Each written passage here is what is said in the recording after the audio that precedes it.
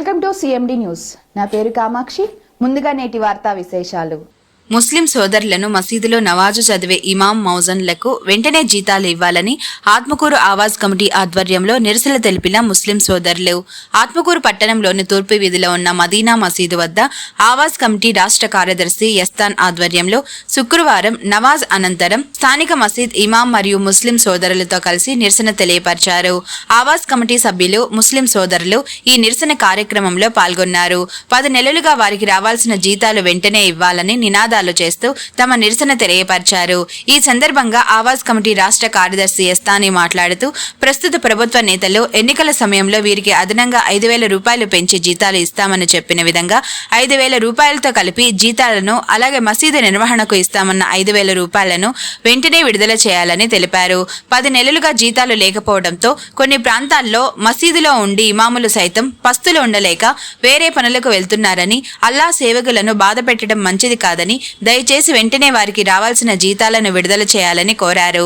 ఈ కార్యక్రమంలో యస్తానితో పాటు మస్జిద్ ఇమాం SK Adil Hazrat Mastan, SK Allah Baksh, SD Waseem Akram, P Nayab Rasool, SK Riyaz, MG Abdullah, SD Rahmat తదితరులు హాజరయ్యారు.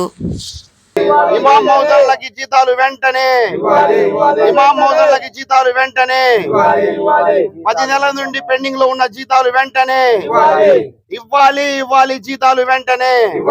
10 నెలల నుండి ఇవ్వాల్సిన హామీలను నెరవేర్చాలి. ముస్లిం మైనారిటీలకి మసీదులకి మెయింటెనెన్స్ కింద ఖర్చుల కింద ఇస్తాను 5,000 రూపాయలు వెంటనే ఇవ్వాలి.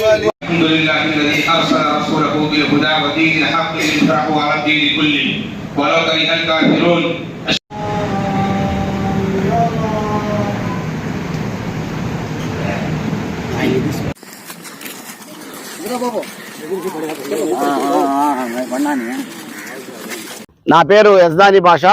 ఆవాజ్ రాష్ట్ర కమిటీ సహాయ కార్యదర్శిగా బాధ్యతలు నిర్వహిస్తున్నాను.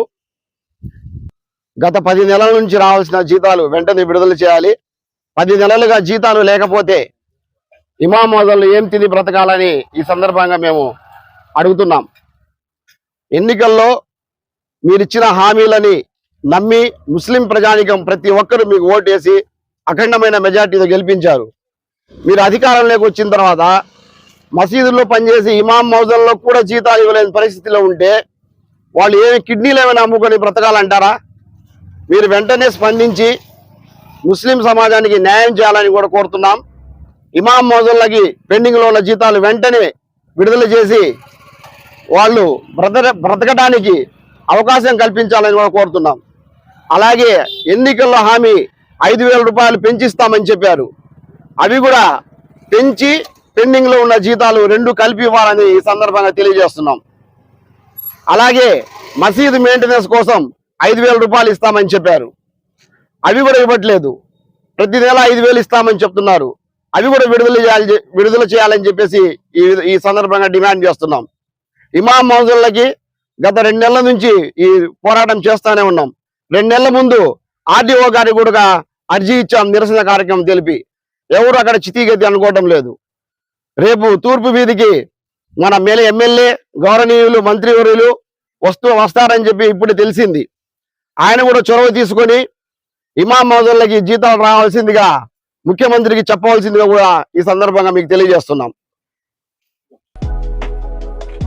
Malinidevi multi speciality hospital, Christian Peta, 5వ line, Kavali. Doctor Gottipati Malinidevi, MBBS, MS, OBGY, కాన్పులు మరియు గర్భకోశ వ్యాధి నిపుణులు.